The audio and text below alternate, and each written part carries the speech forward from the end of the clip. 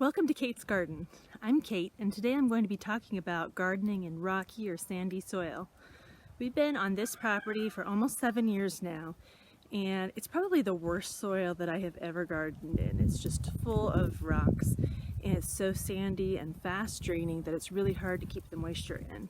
So I'm going to show you what our soil is like, and then I'll talk about some of the things that we've done to improve it and how we actually manage to garden in soil that's like this. So this is an area that has been covered up by landscape fabric. It was covered up last year, and then the season before that we had planted a cover crop and then added compost, and we just grew straight in the soil without any kind of mulch like this. So this will be the third season that I've had a garden in this spot. And I'm actually trying to dig a trench here to put some asparagus in. And I just wanted to show you, this is a good example of how many rocks we have. So this is how far I've gotten so far in my trench. This isn't even as deep as it needs to be. And this is my rock pile from that one little spot. So this is just maybe 2 shovelfuls, and you can see how many rocks we've got in here.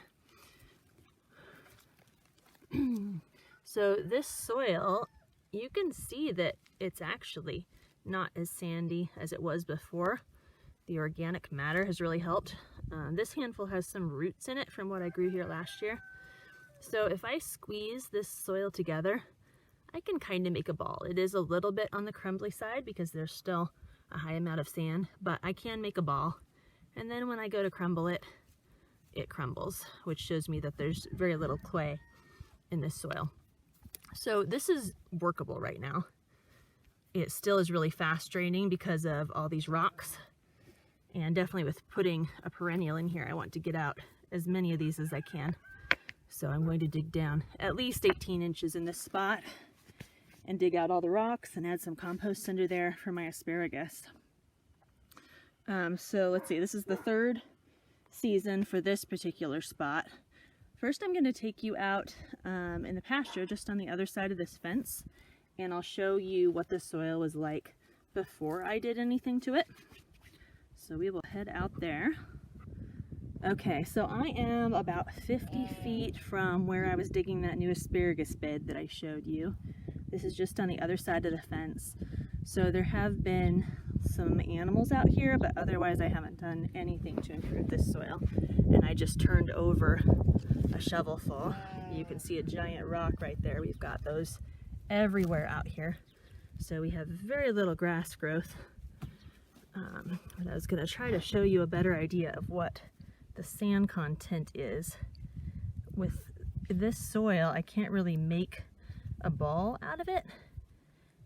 Even though it's nice and moist, it continues to crumble. If I get a handful of it, instead of squeezing into a nice round ball, it's already crumbling. So this is also very fast draining out here, even more so than what I have in the garden now. So I've planted grass seeds and different pasture crops like alfalfa out here, and it's so fast draining that I just can't get anything to grow.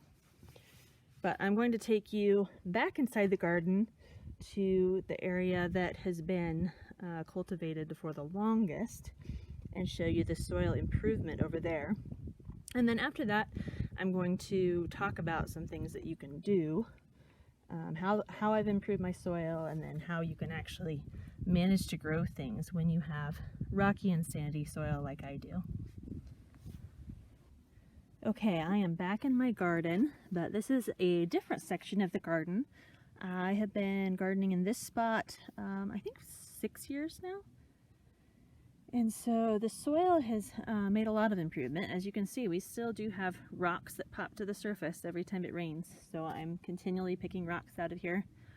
Every time I plant a new crop, I find more rocks that I can pull out. And even when I'm harvesting crops, if I'm digging up carrots and whatnot, I find more rocks that I can pull out. But this soil is a lot better, and it does grow a lot now.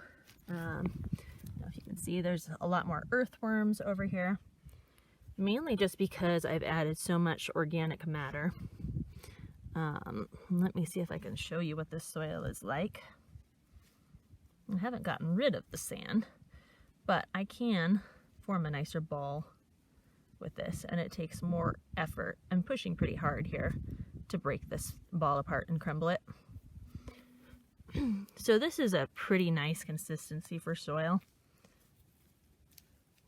It's not perfect, but I can grow just about anything in soil like this. So what I've done to improve this area is that when I first moved in, let's see, I tilled it, and then I got load after load of old hay from someone whose shed had collapsed, and so they had all this hay that was basically rotten. I had to break apart the bales to load them because they were so heavy. Parts of the bales were just black, they were so rotten. And so I spread that really thick. I put it probably down a foot thick over this whole area, and within a season or two it was all absorbed into the soil. I had tons of worms, which I hadn't started with, and they converted that into organic matter and really built up. Since there's not really hardly any topsoil here, the organic matter is really helpful as a substitute for that, and it helps to hold in the moisture and then gives your plant roots something to grow in besides just rocks. So there are two things that can really help to make this land workable. I've tried just growing straight in the soil like what you saw out in the pasture there without really amending it or doing very much to it, and nothing will grow in that. Even the more drought tolerant crops, and even if I give them a little bit of attention, I've really had to do a lot to grow things in this. So first off is going to be tilling to get rid of as many rocks as you can. And I know a lot of people don't like to till. Personally, I don't till unless I have to. But really, you've got to build up a layer of topsoil. So that's either by getting rid of the rocks and leaving more soil on top, or by adding tons and tons of organic matter like compost straight on top of that soil to give your plants something to actually grow in and to hold the moisture in. Because rocks and sand just doesn't hold the water. I mean, you have to irrigate pretty much every day to grow anything in that. So you can use a combination like what I've done. I usually till each spot, well, I till it up to start with to get rid of rocks, and then after that I don't till again unless I have a weed problem, and then I'll till it up to get rid of the weeds. But I'm very minimalist when it comes to tilling.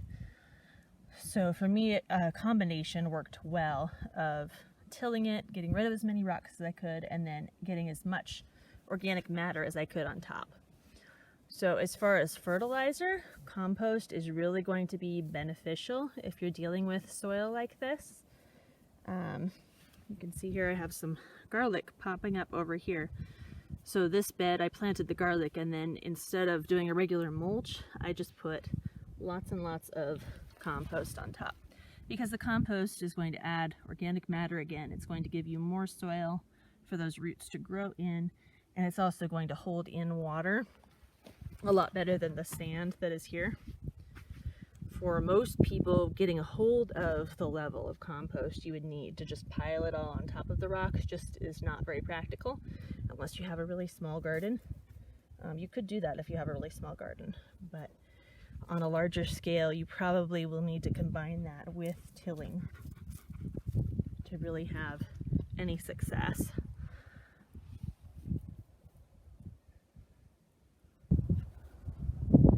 So landscape fabric is something else that I found to be really beneficial. So this kind of landscape fabric, it allows the water to go through, but it does a really good job of holding the moisture in the soil. You could also do this with an organic mulch like leaves or grass clippings, or straw, or old hay. The reason that I have gone with landscaping mulch the last few years is because I've had a weed problem here since I started improving the soil. The grass from the neighbor's pasture, just right over there, it just started creeping in and I couldn't get rid of it. It's about impossible to weed grass when you have that much of it. So this has really worked well to solve both problems. I've definitely noticed a huge difference. I get a lot better yields from my plants with the landscape fabric than I do just growing on bare soil.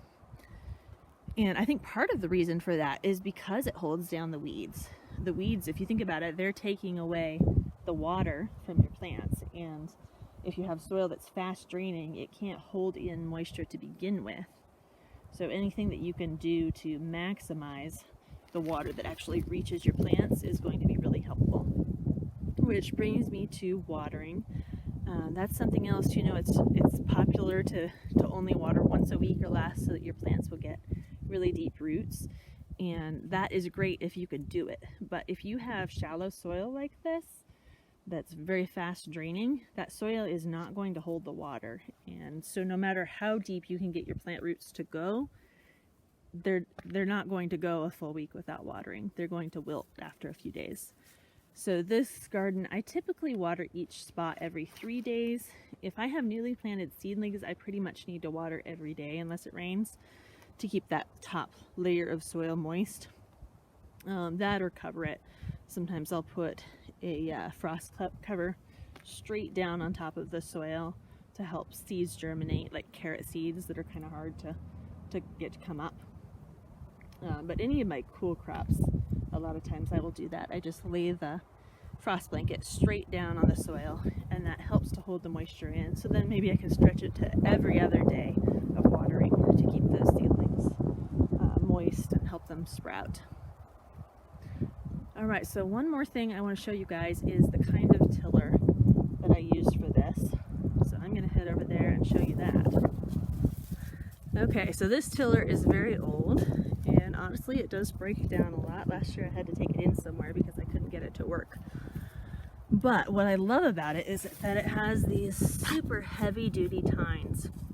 If you go and get one of those really fine thin tined garden tillers, that would give you beautiful fluffy soil in a normal garden, and you try to use that on rocks, those tines are going to bend and break.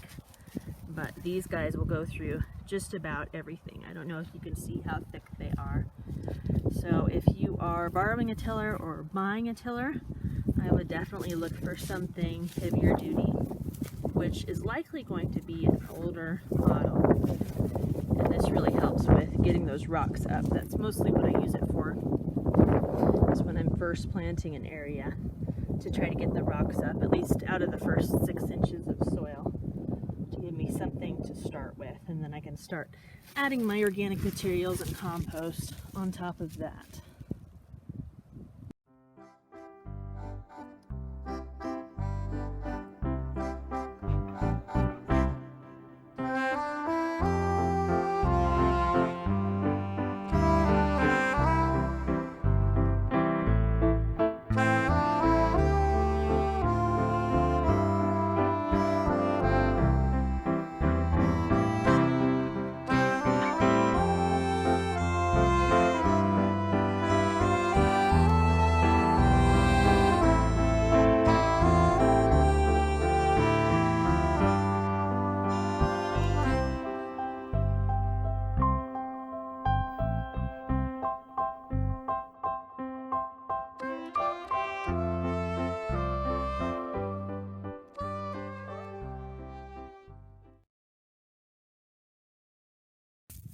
Thank you guys for watching this. I hope that you found it helpful, and if you have any further questions about gardening in rocks and sand, feel free to drop those in the comments. I do read the comments and will do my best to answer your questions.